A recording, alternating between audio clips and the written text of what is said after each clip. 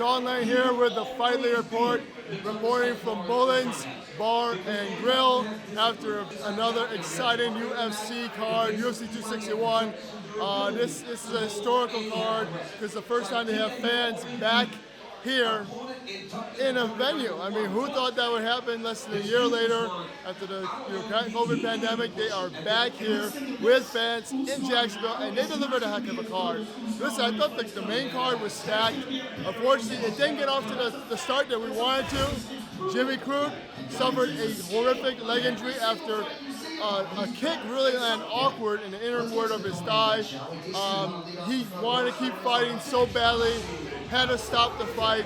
He couldn't even stand, he was wobbling. Anthony Smith gets for the second time, a second victory in a row after dropping three losses.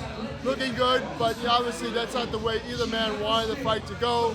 So Jimmy Crute was looking good early on, but obviously the injury was debilitating him, couldn't continue in the fight.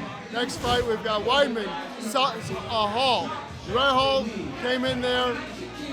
Weidman, the very first kick that was thrown by Weidman, Uriah Hall was able to just kind of stand his ground, and a leg break, a nasty leg break happened.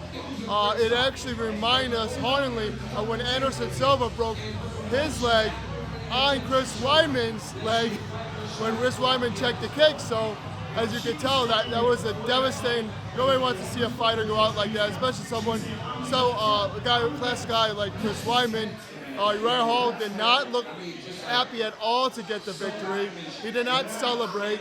He seemed very, upset that that's the way the fight went down. Nobody wants to see the fight end up that way, but Uriah Hall gets the victory as well. So 2 fights that didn't go the way we wanted. We go to the title fight, Jessica Andrade and challenging Valentina Shevchenko. Shevchenko did disappoint, kind of dominated the fight early on, was able to outstrike Andrade. Andrade had maybe a flurry or two, but it was all Valentina Shevchenko who took her down, and in the second round, crucifix, repeatedly elbows and punches until the referee called it. Big TKO victory for Valentina Shevchenko. Her last fight was the decision, and we'll have to see who's next in the flyweight division. Next fight, Rose Namajunas and Zhang. Zhang is amazing, right? We saw what she did against Joanna Jędrzejczyk. A credible 5-round fight. She came out. That's what we're expecting. We expect this is going to be a war of attrition.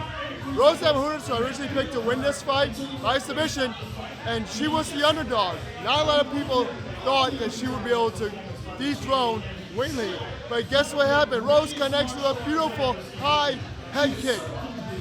Beautiful head kick, knocks her down and knocks her out. Basically, that's it. The referee calls it. Really, of course, visibly upset. But Rose Namajunas was shaking. The emotion, she was crying. She says, I am the best in the world at 115 pounds, and she's proven it tonight, winning this UFC Women's Straweight title for a second time. And her coach, Trevor Whitman, I think a lot of great attributes about what he's done with the striking, with everything that's been going on with her. And that was a shocker. No one thought that Rose Namajunas was going to knock out Zhang, but it happened. And Rose Namajunas is your new UFC Women's Straweight title. An amazing fight, amazing performance for Doug Rose. Again, she had a lot to overcome. She took time off fighting after losing to Jessica Andrade. That was a devastating loss. She came back, beat Andrade last year. Then in this fight, she beats Weili Zhang. She was the underdog. Weili Zhang was not lost since her very first fight. She won 22 fights in a row undefeated until this fight. So that's another accomplishment in itself. Zhang Weili not losing a fight since her very first professional fight years ago, and Rose Namajunas gets it done. And we'll see what's next for the women's strawweight division. We get to the main event. Usman, Masvidal 2. I thought this was going to be another dominant performance by Usman, which it was, but it was different, dominant in a different way. I thought that Usman was going to take control, dominate the wrestling, use the wrestling again, wear down Masvidal. Well, we did see a little bit of that in the first round, because that's what happened. But Kamaru Usman was checking using his jab. He was using his jab, utilizing it. He wanted to mix it up with Usman, wanted to mix it up with Masvidal standing. And he said he wanted to finish Masvidal. He wanted to put a statement. And to me, when he said finish, it meant a knockout. And that's what happened the second round. He caught Masvidal for 1-2. Really, that's all it took. With that jab, he sets up perfectly with the left. And it was lights out for Masvidal. His very first knockout loss in his career. And listen, a beautiful win for Usman, settling the score, 2-0. Masvidal had no excuse. He had a full training camp. It wasn't a short notice fight like it was last year. And Usman gets it done. I think he could be the greatest UFC welterweight champion of all time. He could be. We'll see what's next for him.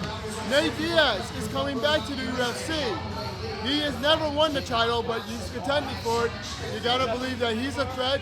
He is gonna take on Leon Edwards at UFC 262.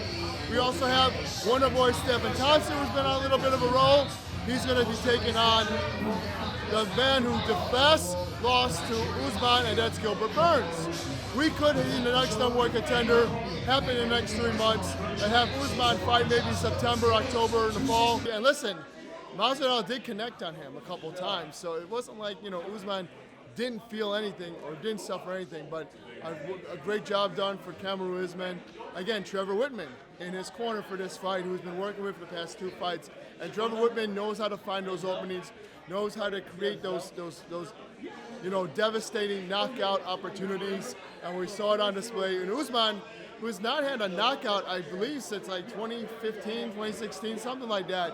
When you look at his record, all of his fights are decisions. The TKO, of course, against Colby Covington, but a clean knockout, we've never really seen that from him before. So it just goes to show you how much he's improving each and every fight. He is dangerous. It's scary.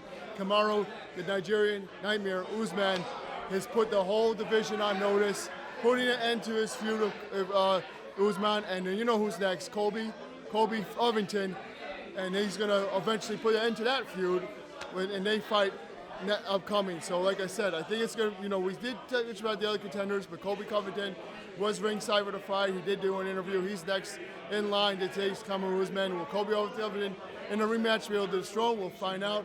A great night. Shout out to Mullins. Thank you for having us once again for the Fightlete Report remote live broadcast happening Saturday for UFC 261. Excited to come back here for UFC 262. So we'll see you next month, folks. I'm your host, Sean Lennon. Check out Fightlete.com. Follow Fightlete on all social media platforms.